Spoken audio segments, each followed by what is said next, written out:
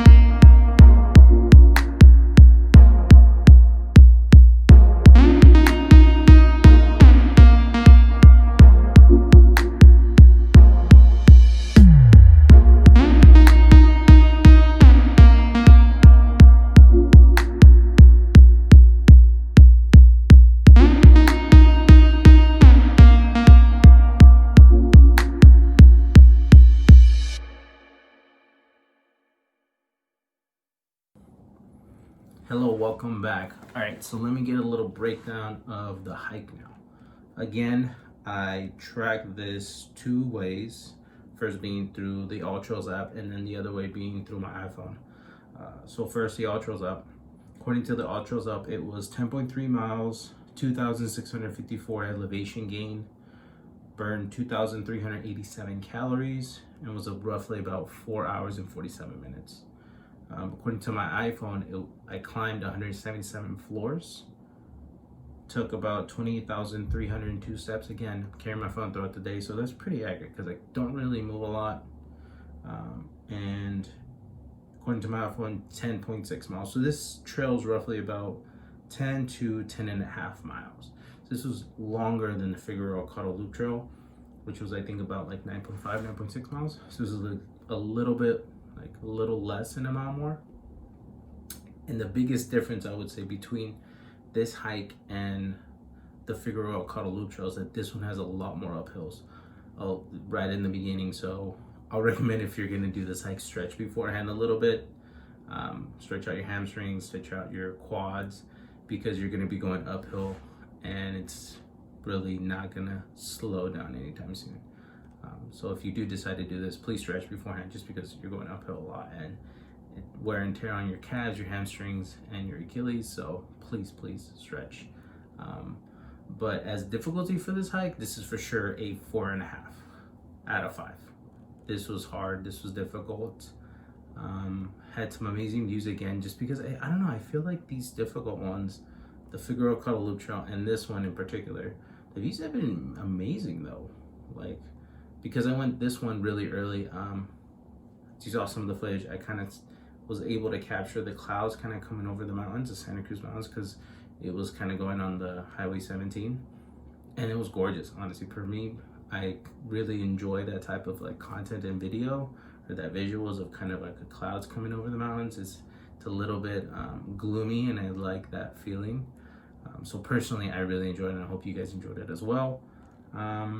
What else can I say about this hike? Oh, usually throughout most of my videos I'm saying 2 liters of water. For this one though, I will say carry more, because you're going uphill. I think you get fatigued a lot faster, and for me, I for sure used up my 2 liters of water, and I had my my little canister of water, so I for sure drank at least half of that. So for sure more than 2 liters of water. Please use sunscreen.